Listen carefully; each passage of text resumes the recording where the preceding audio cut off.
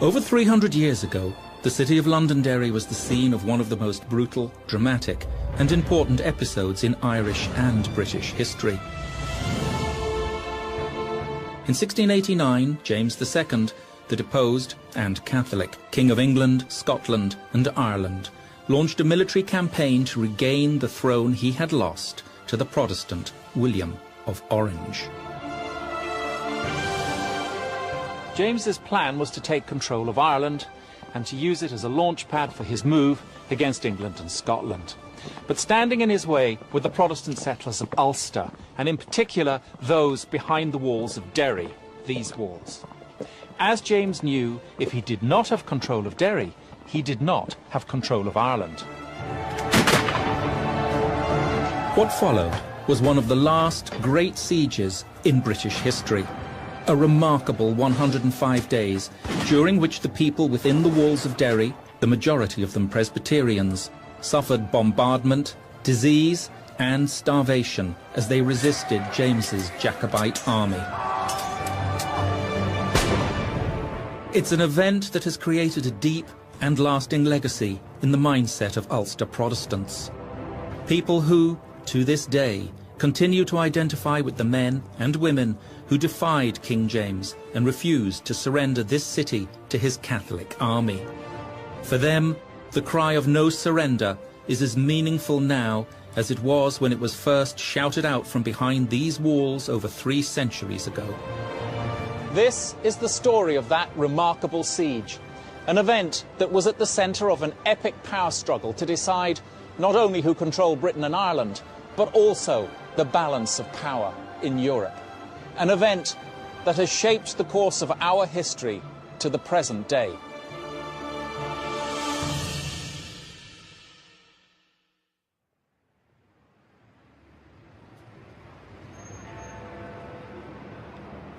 It was here, at Westminster Abbey, that James Stuart, Duke of York, was crowned King James II in 1685.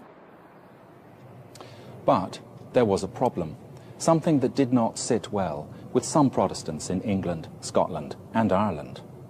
James was a Roman Catholic.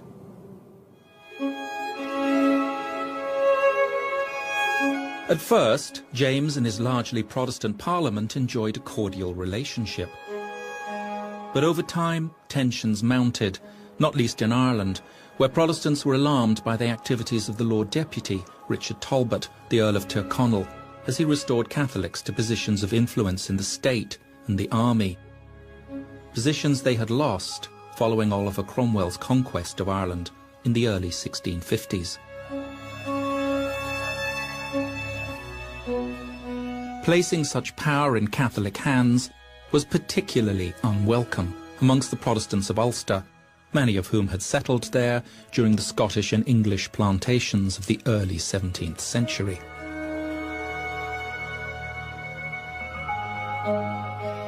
But then, something happened that dramatically intensified Protestant fears. In 1688, James's wife gave birth to their first son.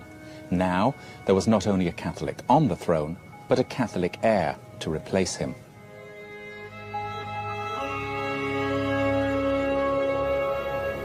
You then have a situation where the Anglican nobility, the people who are really running the country, are concerned that the whole Protestant ascendancy that has prevailed since the reign of Henry VIII is going to be overturned.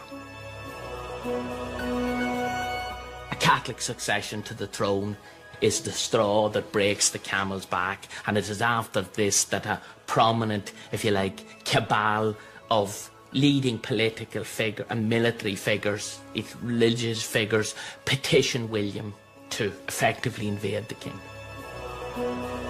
The plan to replace James with William of Orange, the leader of the United Provinces, or the Dutch Republic as it was also known, was nothing short of a coup d'etat. Indeed, it was to become known as the Glorious Revolution. But the fact that William was married to James's daughter Mary made the decision to invite him to become their king more palatable for some tender English consciences. For William, it was an appealing invitation, Already at war with Louis XIV of France, he believed that if he could become King of England and turn England against France, he could force Louis to abandon his expansionist plans. And so, on the 5th of November 1688, William and a force of 21,000 men sailed from their Dutch ports and landed at the small fishing town of Torbay in Devon.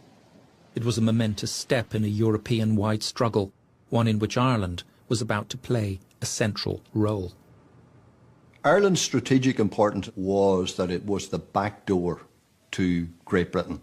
William III can't afford to take his glance off Ireland. He has got to solve the military problem in Ireland before he can turn his full attention to England.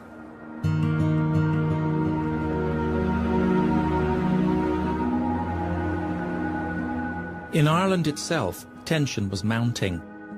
Richard Talbot, the Earl of Tyrconnell, knew that Protestants, particularly those in Ulster, could not be trusted to support King James.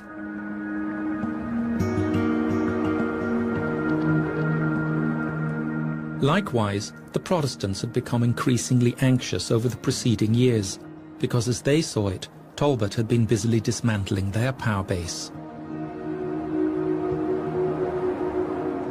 The situation deteriorated further on the 3rd of December 1688 with the discovery, just down there in the County Down village of Cumber, of a letter addressed to a Protestant nobleman. What became known as the Cumber Letter warned of a massacre of Protestants by the native Irish to take place in a few days' time. On the 9th of December it said, "All our Irish men through Ireland is sworn to fall on, to kill and murder man, wife and child." The Cumber Letter is a bit like, you know, the smoking gun or the sexed up dossier. You know, this is a veiled threat that Protestants will be massacred. And of course, Protestants had been massacred in large numbers in the lifetime of many people who were still living. And that massacre, the 1641 rebellion, would sear itself into the psyche of Protestant Ireland. So a letter like that had an enormous propagandist, if you like, effect. Each side in this struggle uses whatever propaganda is available to them, and the Cumber Letter is used to motivate the settlers, to remind them of what happened before and remind them how precarious their situation is. The letter is now thought to be a fake, but at the time Ulster Protestants believed it to be genuine, and not surprisingly, it spread panic and fear among them now. Meanwhile, Talbot was anxious to ensure that Ulster remained under the control of the Jacobite army, named from the Latin for James, Jacobus. Central to this was Derry. It was a city of great strategic importance, and it was largely populated by Scots settlers. Desperate to avoid any trouble from them, Talbot arranged for Derry's military garrison to be replaced by a regiment of Scottish Highlanders and Antrim Glensmen known as the Redshanks. As Catholics, their loyalty to James was unquestionable. But news of the Cumber Letter, with its apparent threat to Protestants, reached Derry before the Redshanks did.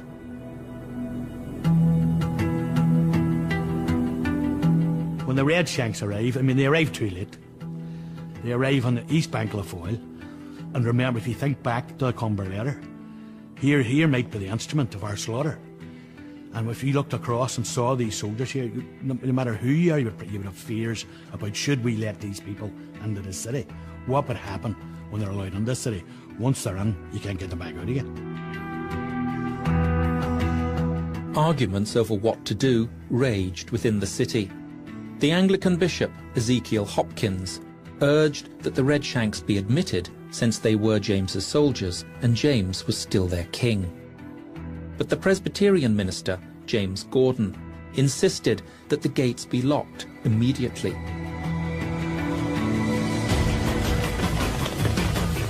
Eventually, 13 apprentices took decisive action. They rushed to Ferry Quay Gate and slammed shut the gates in the faces of the king's men.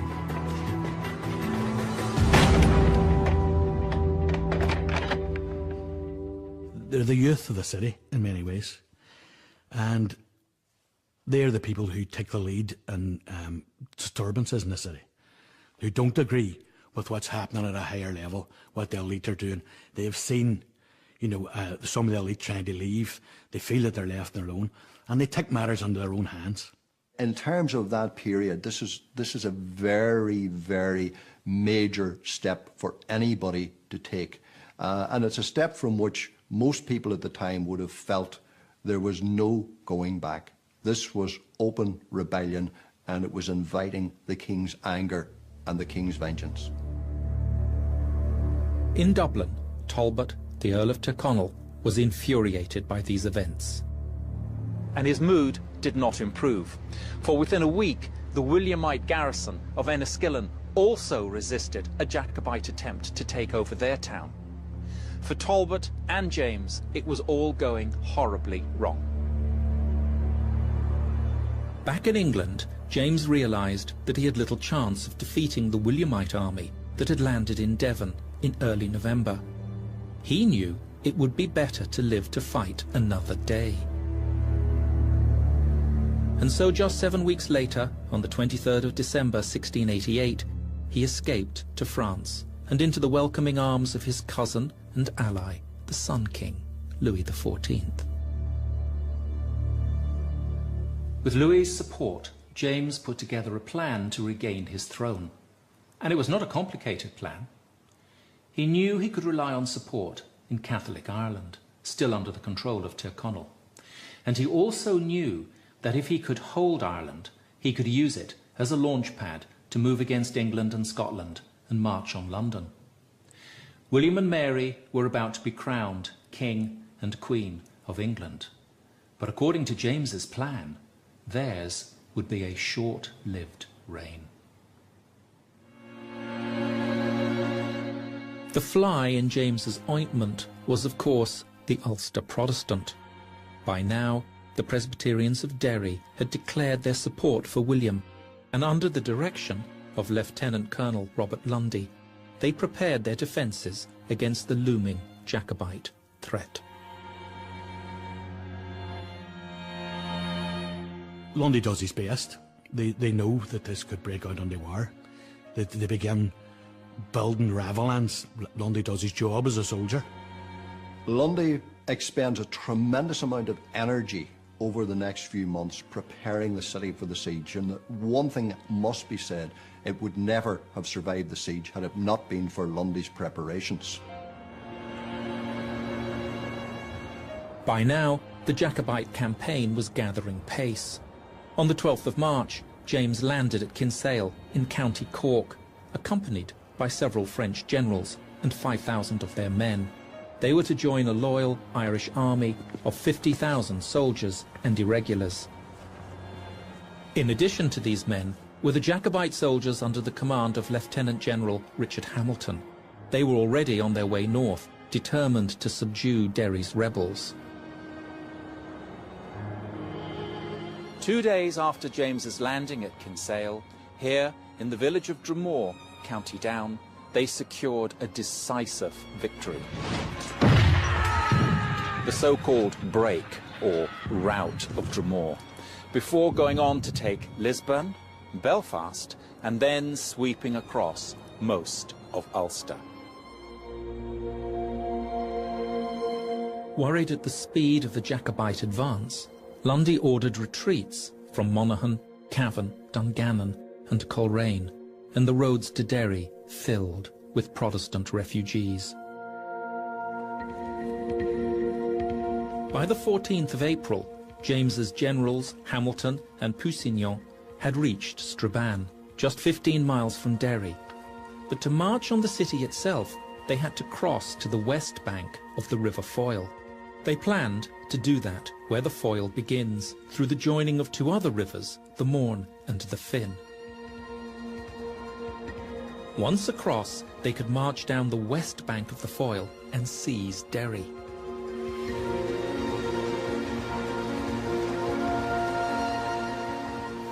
With 7,000 to 10,000 men under his command, Lundy decided to defend the fords here on the River Finn. But he made a series of catastrophic mistakes that enabled the Jacobites to push across the river at Lifford and here at Claddy, where Hamilton and his men, even though they were vastly outnumbered, met little resistance from the Williamites. The Williamites were now in flight, pursued by a small number of Jacobites. Lundy ordered a general retreat to Derry. For the Jacobites, the way was now clear to the city.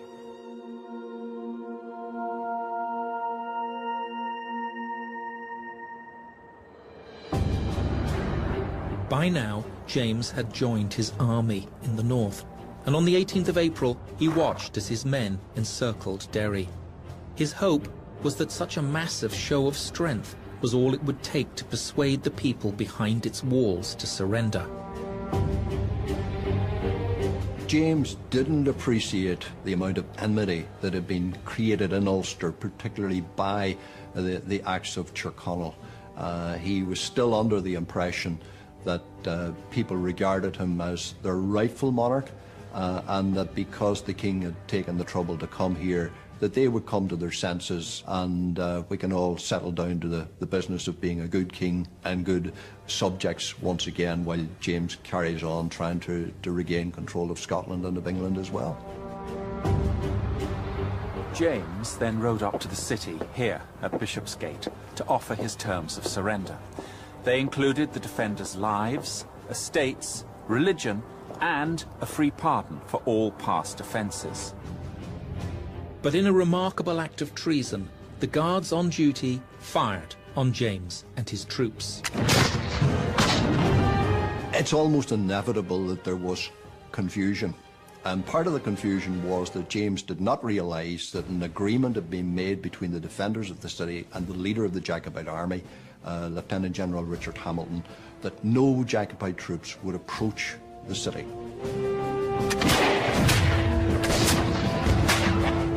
What the defenders saw was an act of treachery. They had this agreement. Here was the king himself breaking the agreement. They couldn't conceive of a situation in which the king wasn't aware that the agreement had been made. And so James literally rides straight into a storm of anger. Well, if closing the gates is treason, they opened fire on, and this is definitely treason. But there was probably an expectation too that once the king arrived, his presence alone would induce them to change their minds. And I would say it came as quite a big shock to James. This was not going to be as easy as he thought. Inside the walls, however, Lundy and his council had agreed they had no alternative but to surrender to James. But not everyone accepted this. In particular, a young Ulster Scots officer, Adam Murray. He and his men distrusted James and were in no mood for handing the city over to him. In a showdown, Murray accused Lundy of gross neglect for failing to secure the fords on the River Finn, and urged him to fight on and defend Derry. Lundy declined, and in doing so lost the support of the people and his control of the city.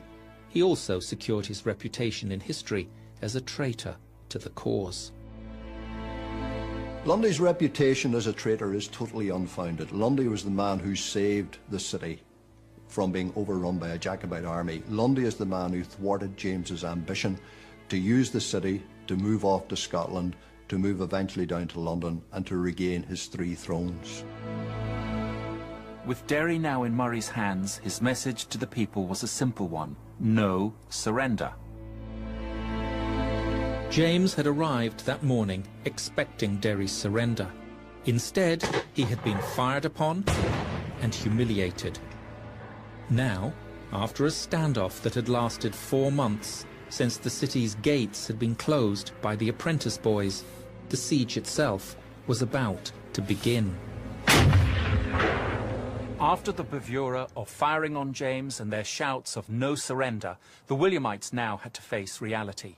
They were surrounded, and they had to defend themselves against what they saw as the might of the Jacobite army. New governors were needed, and urgently.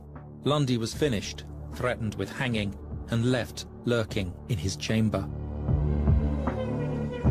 Murray, the people's hero, was the popular choice for governor, but he refused, preferring to remain a soldier. Adam Murray comes into the picture, and the citizens of the city want him to become the governor. He refuses. He prefers to serve rather than to lead. And throughout the siege, Murray does come out as a man of tremendous leadership skills, a man who attracts people, a man who is a born leader, because we don't really know if he had any military experience beforehand. But like a few others in history, he seems to have that innate ability to lead people and to lead them successfully. After Murray stepped aside, Henry Baker, a professional soldier from County Louth, and George Walker, an Anglican clergyman from County Tyrone, were elected as joint governors of the city. They quickly agreed a defence plan, organised 7,000 soldiers and 340 officers into regiments, surveyed the stores, and set the weekly ration. The new governors were in a dire situation, but they were about to receive help from the most unlikely of sources. Encouraged by a Jacobite offer of protection, about 10,000 people fled the city over the next few days, leaving about 20,000 inside. The Jacobites had hoped to gain intelligence from these refugees, but they gained nothing. Instead, they had aided the rebels, for with fewer mouths to feed, the garrison's food supplies would now stretch further. Outside the walls, James was in no mood to hang around for the fight. He departed for Dublin, leaving the French Lieutenant Generals Maumont and Puissignon in charge, and with clear orders to take Derry. Maumont quickly surrounded the city with 16 infantry regiments and established a gun post in Strong's Orchard on the east bank of the Foyle. With an army of 21,000 men, it seemed as if the Jacobites would be irresistible. In contrast, Governor Walker's account of the siege paints a depressing picture of the scene inside the city at this time. He laments the lack of food, horses, artillery expertise, and the fact that there was not a gun well mounted in the whole town. But things were not as clear-cut as they seemed. The Jacobites may have had more men, but not all their regiments were up to full strength. Hundreds were deployed foraging for food, while others were tied up defending the Jacobites' vulnerable southern flank against attack by Enniskillen's Williamites.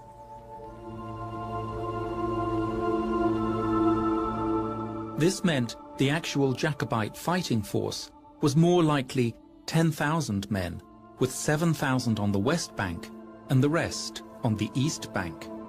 At the same time, the Jacobite infantry were poorly trained, lacked discipline, and many were armed with pikes rather than muskets.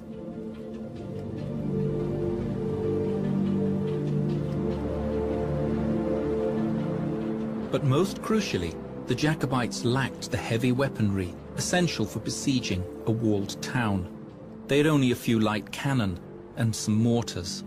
Artillery that was capable of inflicting considerable damage and fear within Derry, but incapable of making a breach in the city's walls. The Irish Jacobites certainly have enthusiasm. They're not particularly well led. They are poorly armed. That lack of armament, that lack of discipline is uncovered in the starkest way in what is the debacle of Derry.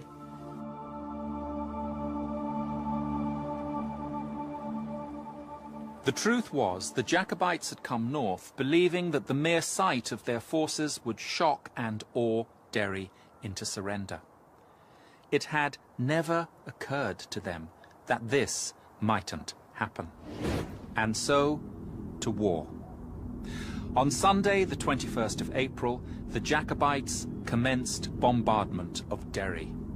Cannonballs crashed through the roofs of houses and smashed through their walls.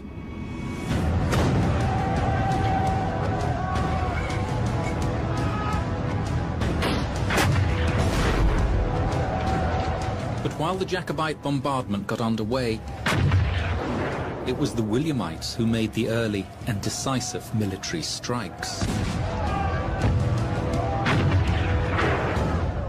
In the first, Adam Murray saw off a Jacobite attempt to take the strategic village of Pennyburn, a mile north of Derry.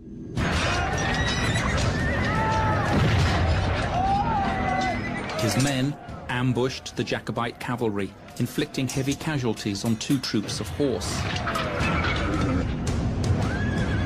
And as the fighting continued over several days, they claimed 2 of James's finest French generals, Maumont and Puissignon. The Williamites scored some considerable successes very early on. Their success was largely due to the energy, if you like, the leadership given by Adam Murray in particular.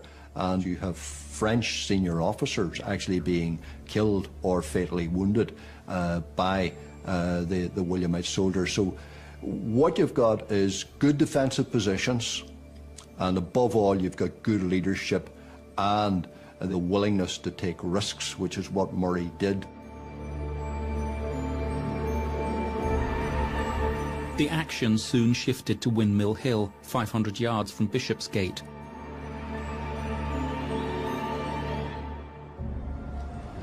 Here, Murray struck again, killing 200 Jacobites and their brigadier, Ramsay. The siege was only a fortnight old, and already the Williamites had secured 2 major victories. And by the end of May, over 3,000 of James's men had lost their lives. The Jacobite wounded arrived in Dublin and told of the savage fighting in the north. Derry, they said, was James's slaughterhouse.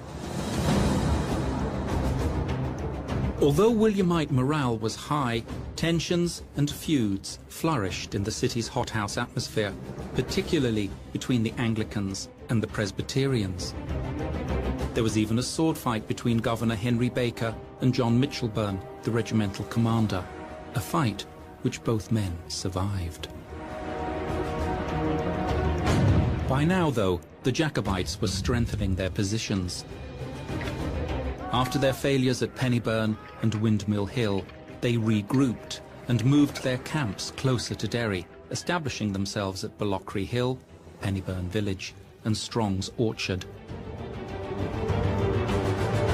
Now the city was totally surrounded and under relentless cannon fire. John Mackenzie, a Presbyterian clergyman who was keeping a diary, recorded how this struck a greater terror into the hearts of the besieged.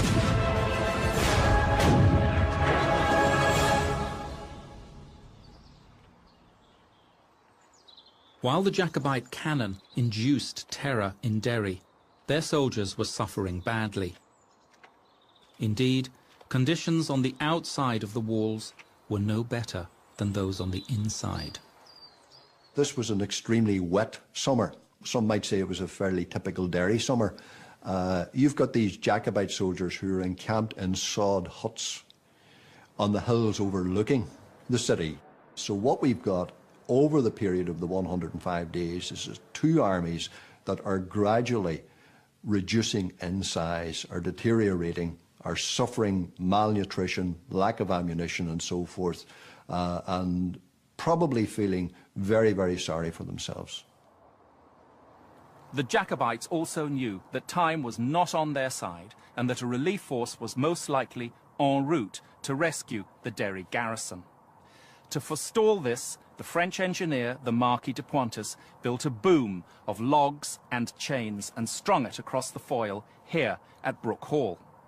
De Pointes also built gun forts which he put at either end of the boom. Any ship attempting to sail to Derry would be caught on the boom and then pummeled mercilessly by guns firing from both sides of the river. The boom was a valuable aid to the Jacobites' cause, and by the end of May, their situation further improved with the arrival of new artillery.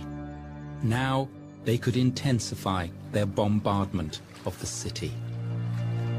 With cannonballs raining on the city by day and bombs being lobbed over the walls by night, the defenders in Derry were coming under intense pressure. Shells of 270 pounds were typical. When the metal casing exploded, fragments scattered everywhere, mutilating everyone within range. A long, slow death by septicemia followed. According to Governor Walker's account, between the 3rd and the 9th of June, 159 bombs were thrown into the city. These induced such terror that the besieged, said Walker, could not enjoy their rest, but were hurried from place to place. On Monday, the 3rd of June, 7 weeks after the start of the siege, the pendulum appeared to swing back in the defenders' favour. For on that day, 3 advanced ships from the fleet, sent 3 weeks earlier from Liverpool to relieve Derry, were spotted on the foil. Now the Jacobites needed to conclude matters, and fast.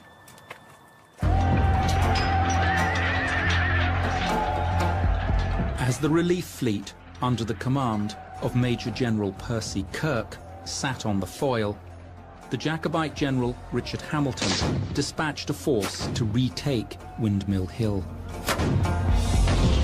But the Williamites quashed its attack. The mood in the Jacobite camp that night was sullen. Once again, the defenders had acquitted themselves better than might have been expected. And so the Jacobites turned to a new weapon. As de Pointes, the French engineer who had built the boom, put it, attacking must no longer be thought of. We shall have to wait on hunger. De Pointes was right. Behind the walls, food supplies were running low, as were water and fuel. The weather was also unseasonably cold, and disease had begun to rampage through the city. In the face of such adversities, the Williamites clung to hope wherever they could find it. Even the sight of a star in the daytime sky they interpreted as a sign that the rest of Kirk's relief fleet was on its way. Perhaps, or perhaps not. But sure enough, on the 56th day of the siege, Thursday, the 13th of June, the rest of the fleet was spotted far down the loch. This was a major blow to the Jacobites, who now anticipated a Williamite attempt to lift the siege. But the Jacobites had an unlikely ally, none other than the commander of the relief fleet, Major General Percy Kirk. Now, had he been a man of different character, had he been more bold, he might have taken advantage of the collapse in Jacobite morale. But unwilling to risk his precious ships on the dreaded boom, he dropped anchor and waited and waited and waited. It looked as if this was the end. This was a sizable force of professional soldiers come from England to put an end to this siege. And yet this relief fleet sits in Lough Foyle, and it seems to do nothing. And it does that because the commander, Major General Percy Kirk, decided that the boom across the river is much, much stronger than it really was. Kirk would have been understandably reticent about, breaching the boom. That is a cold crumb of comfort to the residents of Derry, who are dying of starvation in their hundreds. For the defenders, who by now had received the last of their weekly rations from Walker, joy turned to dismay at the sight of the ships idling on the foil. As the Presbyterian clergyman, John Mackenzie, wrote in his diary, "When we saw them lie in the loch without any attempt to come up, it cast a cold damp on our too confident hopes, and sunk us as low as we were raised at the first sight of them. They were told that William had been sent an early fleet, but they actually be able to see the fleet gives them much more hope that they will be relieved. It is a very tantalising situation for them to be in. There's hope and despair at the same time. But despair for the Williamites equalled hope for the Jacobites, as they realised the fleet was not for moving. Food shortages wreaked havoc in Derry. On June the 18th, a mob even stormed Walker's quarters because they believed he was hoarding food. For the Williamites, it was now more critical than ever that their dire circumstances were known to the ships of the fleet, that they were starving while the boats stalled on the loch.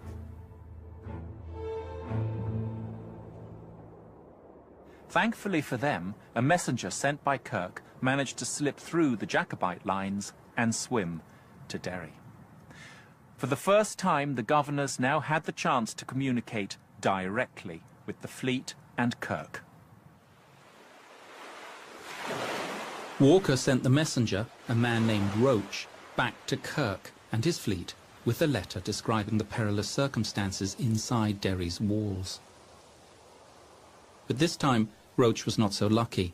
He was shot and wounded by the Jacobites and had to turn back to the city. Another volunteer was needed for the dangerous mission of swimming to the fleet 12 miles away, and a man known to history only as Majimsi stepped forward.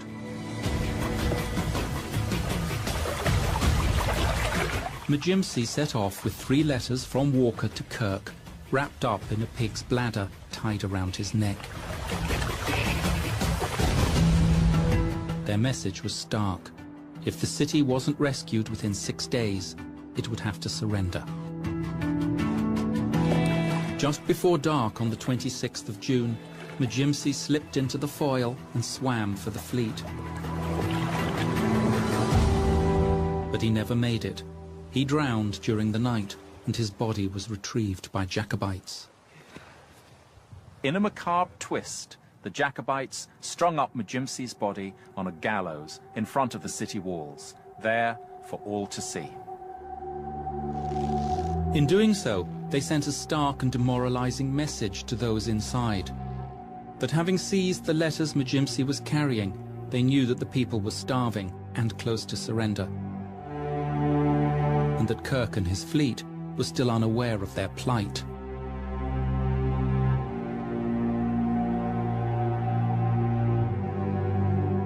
Williamite morale suffered another blow with Governor Baker's death from illness on the 30th of June. Now Mitchelburn, with whom Baker had had a sword fight, replaced him as the joint governor of the city. There was also a change of leadership outside the walls, as the Jacobite Lieutenant General Conrad de Rosen returned to Derry. A fierce and resolute soldier, before long he would live up to his reputation for ruthlessness. Although they had thwarted the city's attempts to communicate with the fleet, its presence on the foyle was still ominous to the Jacobites. Derry must fall before Kirk's ships could reach the city. Knowing the city was on its last legs, Lieutenant General Richard Hamilton made the garrison an offer for its surrender. All who wished to could remain in Derry under his protection. All who wanted to return home could leave freely.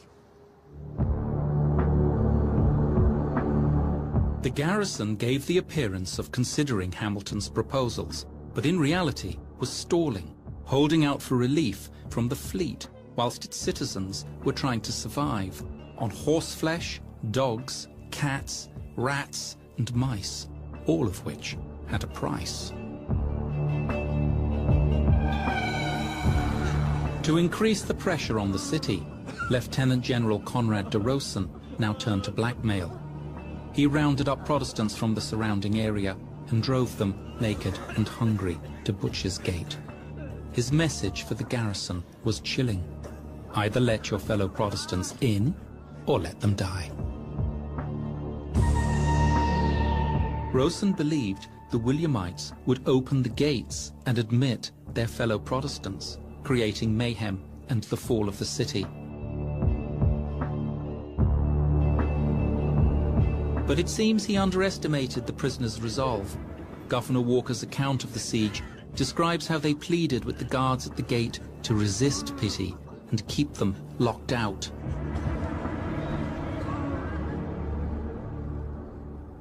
With the city's gates remaining closed and the garrison threatening to hang its Jacobite prisoners, Rosen relented. His plan had failed, and now Derry, according to Walker, warmed with new rage and fury against the enemy. James was appalled by Rosen's tactics and had him recalled to France. Some historical accounts have mythologized the city's fearless resistance. But whilst its citizens had the will to resist, they no longer had the ability. By now, there was little meat of any description within the city. Likewise, there was virtually no fresh water, while the lanes and streets ran with feces and urine. Because of the lack of fresh food, because of the overcrowding, you've got an outbreak of disease, and you've got typhus and so forth, various other diseases that are endemic in such crowded situations, which are killing off considerable numbers of the defenders. As casualties mounted, and bodies not only of people but horses are putrefying, so conditions inside and outside the city would have been very poor. But just as conditions inside Derry were getting critical, the situation took yet another dramatic turn for the worse. From the walls, the defenders watched in despair and disbelief as Kirk's fleet weighed anchor and set sail out of the foyle. Kirk was moving his ships to Inch Island in Lough Swilly. His plan was to rest his men until further troops came from England. Only once they arrived would Kirk sail to Derry's rescue. But of course no one in the city knew he planned on returning. When those ships head out of the foyle, it must have been a crushing psychological blow to people who are starving, people who have held out for so long, to think that deliverance at their hand, and then they disappear. Deliverance is within reach, and then it's snatched away again. You know, and this does cause, in the later months of the siege, there are mutinies within the city. Many people within the city want to surrender. They're reduced by famine, they're reduced by disease, they're ill, they're hungry. It's no wonder that some inside the city say we could actually surrender. Hamilton took the opportunity to press for Derry's surrender. Copies of his offer were smuggled behind the walls, and one copy inside this shell was fired into the city. Hamilton's offer stated that those who accepted his terms could serve James, or if they wished to leave Ireland, they could have free passes. The rest could return to their homes, where they would be free to practice their religion. Hamilton's message was simple: make peace now, or face certain death. Hungry and exhausted, and with the relief fleet gone, the Williamites saw little choice and agreed to talk to the enemy. But while they decided to drag on the negotiations for as long as possible, they also knew that unless support came quickly, they'd have no alternative but to surrender. On Saturday, the 13th of July, all guns fell silent, while the two sides met and talked on Windmill Hill. Meanwhile, Governor Walker took stock. Since his last roll call 5 days earlier, the garrison had lost 207 men to hunger and disease. It now stood at 5,313 men. Disaster was drawing ever closer. But then, into Walker's room appeared a little boy. The truce had enabled him to make his way from the fleet through the Jacobite lines with a letter from Kirk hidden inside his gaiters. From the letter the boy had carried, Walker learnt of the fleet's move from Derry, over there, to Inch Island, here, in County Donegal. He also learnt that Kirk only intended to come once further troop reinforcements had arrived. Walker drafted a reply. The enemy had offered honourable terms. Unless Kirk appeared before July the 26th, the city would have no alternative but to accept those terms and surrender. The letter hidden about his person, the little boy set off to walk back to Inch and the fleet.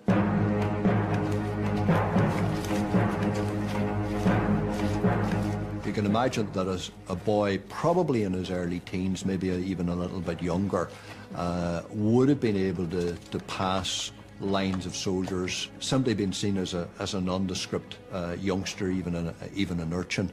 But it still required a considerable amount of courage on the boy's part, because if it were known, if it were suspected or discovered that he was a spy, then there was only one likely outcome for that, and that was his immediate death. I suppose he's this insignificant in some way little figure who nevertheless is so important as a conduit between an increasingly desperate garrison and what they would consider a rather lackluster relief operation. Inside the walls, Walker now had a dilemma. With Kirk's fleet still at Inch Island and awaiting reinforcements, there was little hope for the starving citizens that they would soon be rescued. And so, to boost morale, Walker amended the letter brought by the little boy, so that it falsely stated that there were already thousands of men at Inch preparing to rescue Derry. This letter was copied and handed out around the city. On Windmill Hill, negotiations stalled. Hamilton wanted the city's surrender by Monday, the 15th of July, but the city's commissioners were holding out for Friday, the 26th of July. They agreed to extend the truce and meet the following morning. Each of them, especially in the later stages, what they're doing is they're dancing around each other. Each one is trying to gain time. The Jacobites, they are aware what happened to the fleet, and the Jacobites are aware that the fleet will come back. And so they know time is running out for them too. Time is running out for the people in the city, is that they might be that weakened that they can no longer defend the city. Powder is running out, supplies are running out, so they're dancing, they're playing, each of them is playing for that time. They need to bring this to a conclusion. Derry's commissioners returned to the city and reported Hamilton's demand of surrender. To their surprise, Walker argued that they should comply. But what about the letter from Kirk that the little boy had brought? Why surrender if, as it said, troops were already amassed at Inch? Walker confessed. He had forged the letter. Kirk had no plans to rescue them any time soon. All the city could expect was more hunger and death.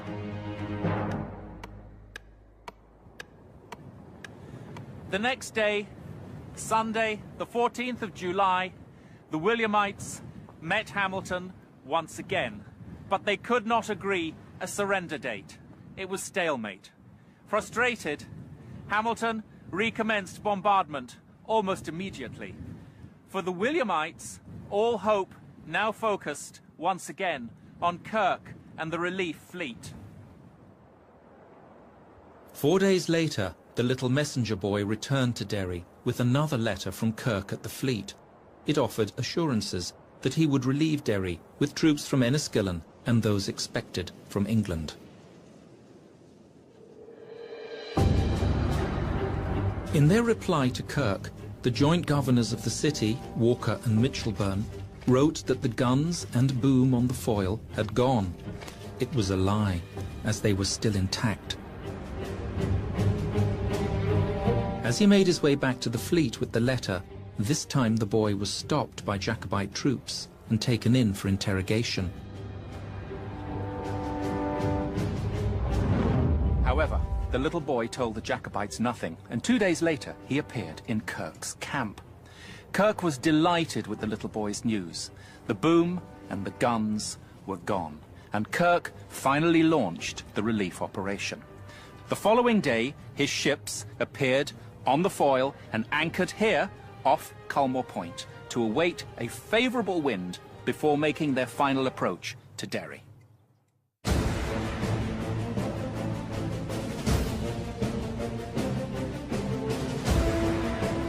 But there were few signs of hope or optimism within the city's walls. On Sunday, the 28th of July, the 100th day of the siege, Walker noted that within 2 days, a staggering 435 soldiers had died. They were now down to 4,456 men. The civilian death rate had also soared. Graveyards, backyards, gardens were packed with bodies, and in the streets there wasn't a dog to be seen. The following day, Walker, who noted the garrison could only exist a further 2 days, preached here in St. Columb's Cathedral. He told his congregation he was confident that God would deliver them, but they must remain true to their faith. This was the darkest hour for the Williamites, but that evening the wind blew strongly in their favour, and the ships on the foil made their move for Derry.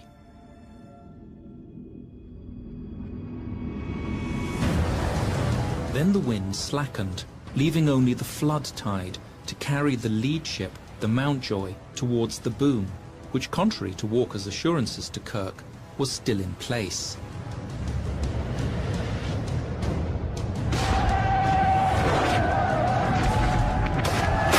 The Jacobites fired from both banks of the foil, while musketeers returned fire from on board the Mountjoy.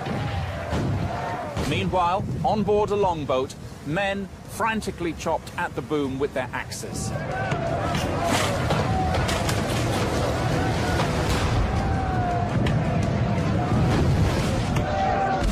And finally, the Mountjoy, carried forward by the tide, struck the chain, which curved like a bowstring, then snapped.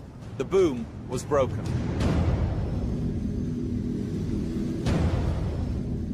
Although the Jacobite guns continued firing, they couldn't stop the Mountjoy from sailing on and reaching the city. The siege was over. Derry had survived. Thomas Ashe, a soldier, recorded the sense of relief in the city. It was, he said, a day to be remembered with thanksgiving by the besieged in Derry as long as they lived. Once the fleet were seen arriving at the ship quay, then that was the ultimate message to the Jacobites that this is the end. This is relief. They've got food, they've got ammunition, and they will be able to continue the fight. And for the Jacobite army, there is no other alternative but to strike camp and leave, which is what over the next few days they did. According to Walker, the garrison lost nearly 3,000 soldiers during the siege. He didn't record the civilian deaths, although estimates put them at between 4,000 and 10,000. The city had paid an enormous price. But by successfully defending its walls, Derry's garrison delivered a strategic victory for William and a devastating blow to James's Jacobite campaign in Ireland.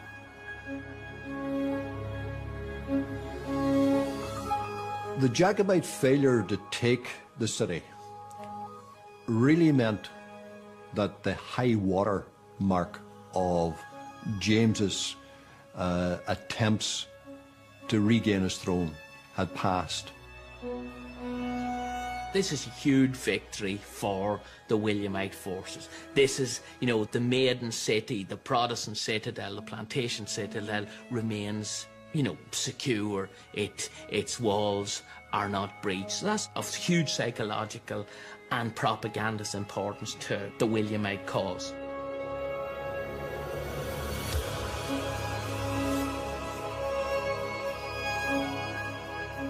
It's very, very common to say that the significant victory for the Williamites in Ireland was the Battle of the Boyne. The only significance that the Battle of the Boyne had was that the two monarchs were on the battlefield. The Jacobites were finished when they failed to take Derry.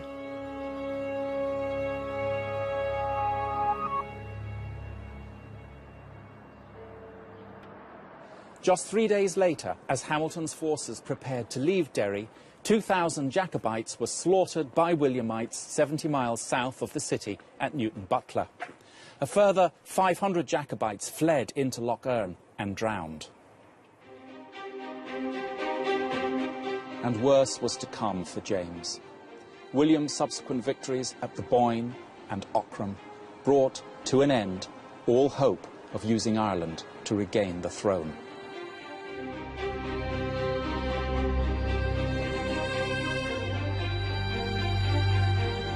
But the Siege of Derry was more than a defining episode in the power struggle between William and James. It was a bloody and epic fight to the death that was to have an impact not only beyond these walls, but beyond the kingdoms of England, Scotland and Ireland.